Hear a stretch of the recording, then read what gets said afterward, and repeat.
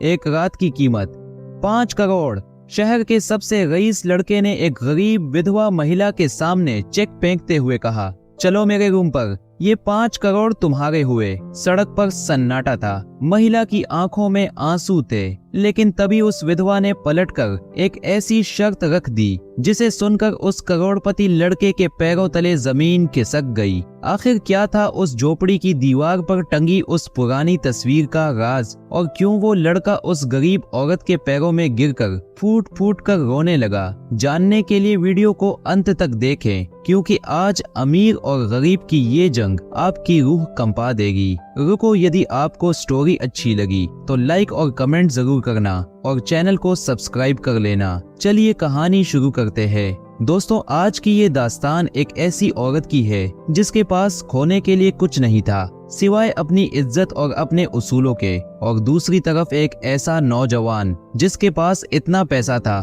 कि वो पूरा शहर खरीद सकता था, पर वो एक रात की शांति नहीं खरीद सका। जब एक अमीर लड़का एक गरीब विधवा की झोपड़ी में गया तो वहाँ जो हुआ उसने उसकी रूह को हिलाकर रख दिया। शहर के सबसे महंगे क्लब के बाहर आर्यन अपनी चमचमाती फेरारी में बैठा था। रात के 2 बज रहे थे और बारिश तेज हो रही थी। आर्यन ने देखा कि एक महिला जिसने एक फटी हुई साड़ी पहनी थी, एक पुरानी छतरी लिए फुटपाथ पर खड़ी थी। वो थी सविता जी, जो पास ही के एक बड़े बंगले में साफ सफाई का काम करके अपने घर लौट रही थी। आर्यन ने गाड़ी का शीशा नीचे किया और बड़े घमंड से कहा, ए अम्मा, इतनी रात को कहाँ भटक रही हो? चलो गाड़ी में बैठो, तुम्हें तुम्हारी मंजिल तक छोड़ देता हूँ। सविता जी ने नर्म आवाज में कहा, नहीं बेटा, मेरा घर पास ही है, मैं चली जाऊंगी।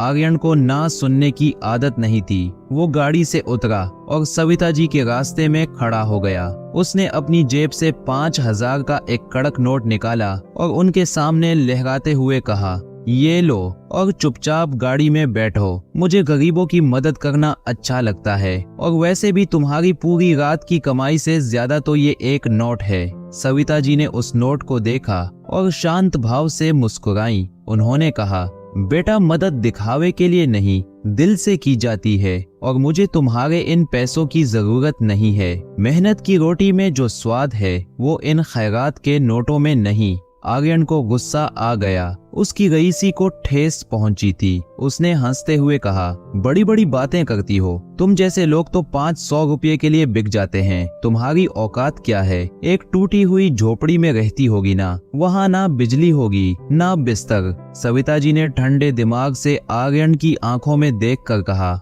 हाँ बेटा, मैं झोपड़ी में रहती हूँ, लेकिन उस झोपड़ी में जो सुकून है वो शायद तुम्हारे इस आलीशान महल में नहीं होगा। अगर तुम में हिम्मत है तो बस एक रात मेरी उस झोपड़ी में रहकर दिखाओ, बिना अपने इस महंगे फोन के, बिना अपनी इन गाड़ियों के। अगर तुम एक रात वहाँ गुजार सके तो मैं मान लूंगी कि तुम वाकई मुझसे बड़े हो। आर्यन ने इस चुनौती को अपनी शान के खिलाफ समझा और तुरंत स्वीकार कर लिया। उसे लगा कि ये तो बहुत आसान है। वो सविता जी के साथ उनकी बस्ती में पहुंचा। वहाँ हर तरफ कीचड़, अंधेरा और बदबू थी। सविता जी की झोपड़ी मिट्टी की बनी थी और उसकी छत से बारिश का पानी जगह जगह टपक रहा था। अंदर सिर्फ एक पुरानी लकड़ी की काट थी और एक कोने में मिट्टी का चूल्हा। सविता जी ने आर्यन के लिए एक पुरानी फटी हुई कंबल बिछाई और कहा, साहब, यहाँ मखमल के गद्दे नहीं हैं, पर अगर दिल साफ हो तो नींद बहुत गहरी आती है। आर्यन के लिए वहाँ एक पल गुजारना मुश्किल हो रहा था। गर्मी, मच्छर और वो सिलसिलवार गिरती बारिश की बूंदें। वो बार बार अपने फोन को देखने की कोशिश करता, पर वहाँ नेटवर्क गायब था। रात के 3 बजे आर्यन की नींद खुली तो उसने देखा कि सविता जी खुद ठंडी जमीन पर सो रही हैं और उन्होंने अपना वो इकलौता कंबल आर्यन के ऊपर डाल दिया है ताकि उसे ठंड ना लगे। तभी अचानक झोपड़ी का दरवाजा किसी ने बहुत जोर से खटखटाया। बाहर कुछ गुंडे खड़े थे जो बस्ती खाली कराने की धमकियां दे रहे थे। आर्यन ने देखा कि सविता जी डरी नहीं बल्कि निडर होकर उन गुंडों के सामने खड़ी हो गईं। गुंडे ने चिल्लाकर कहा, बुढ़िया, ये जमीन अब हमारी है, निकल यहाँ से वरना झोपड़ी के साथ तुझे भी जला देंगे। सविता जी ने जवाब दिया, ये घर मेरी इज्जत है, मैं मर जाऊंगी पर इसे नहीं छोड़ूंगी।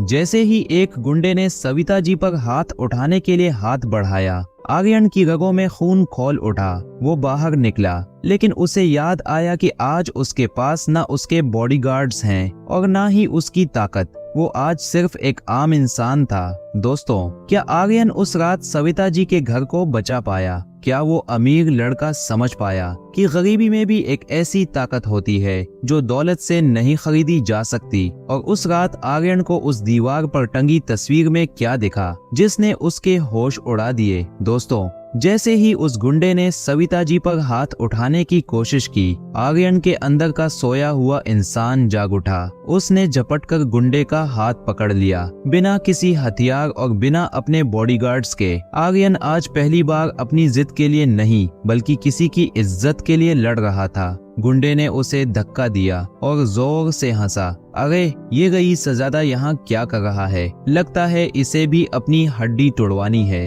आर्यन जमीन पर गिरा, लेकिन जैसे ही उसने उठने की कोशिश की, उसकी नजर झोपड़ी की उस कच्ची दीवार पर पड़ी। वहाँ एक बहुत पुरानी, धूल से सनी हुई तस्वीर टंगी थी। उस तस्वीर को देखते ही आर्यन के शरीर में मानो बिजली दौड़ गई। उसकी आंखों में आंसू आ गए और उसका सारा घमंड एक पल में मिट्टी में मिल गया। उस तस्वीर में एक छोटा बच्चा एक आदमी का हाथ पकड़े खड़ा था। वो आदमी कोई और नहीं, आर्यन के पिता के सबसे वफादार ड्राइवर रामदीन थे। वही रामदीन जिन्होंने 10 साल पहले एक सड़क हादसे में अपनी जान पर खेलकर आर्यन को जलती हुई गाड़ी से बाहर निकाला था। और वो छोटा बच्चा खुद आर्यन था। आर्यन की आवाज कांपने लगी। सविता जी, ये तस्वीर, रामदीन काका आपके क्या लगते थे? सविता जी ने भारी मन से जवाब दिया, वो मेरे पति थे बेटा। जिस दिन वो तुम्हें बचाकर इस दुनिया से गए, उसी दिन मेरा सब कुछ छिन गया।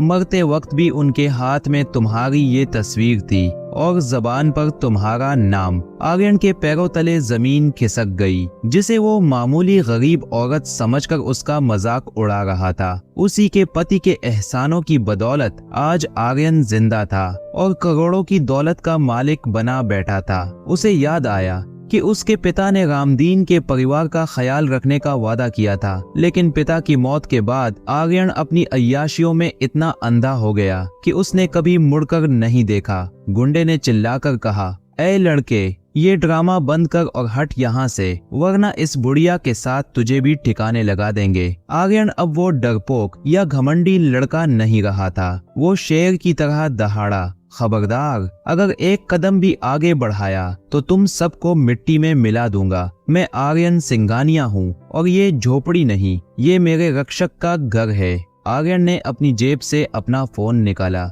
हालांकि वहाँ नेटवर्क कम था, लेकिन उसने किसी तरह अपने सबसे भरोसेमंद आदमी और पुलिस कमिश्नर को मैसेज भेज दिया। उसे समझ आ गया था कि असली ताकत पैसा दिखाने में नहीं, बल्कि उन लोगों की रक्षा करने में है जिन्होंने आपके लिए अपना सब कुछ न्यौछावर कर दिया। 10 मिनट के भीतर ही पूरी बस्ती पुलिस की गाड़ियों के सायरन से गूंज उठी। गुंडे पुलिस को देखते ही दुम दबाकर भागने लगे। रात बीत गई। सुबह की पहली किरण जब झोपड़ी की दरारों से अंदर आई तो आर्यन फर्श पर बैठकर सविता जी के पैर दबा रहा था। उसकी आंखों से आंसू रुक नहीं रहे थे। उसने सिसकते हुए कहा, माँ, मुझे माफ कर दीजिए। मैं महलों में रहकर भी अंधा हो गया था। आपने मुझे एक रात में वो सिखा दिया जो बड़ी बड़ी डिग्रियां नहीं सिखा सकी। सविता जी ने उसके सिर पर हाथ रखा और कहा, बेटा, पैसा हाथ की मैल है, लेकिन इंसानियत वो दौलत है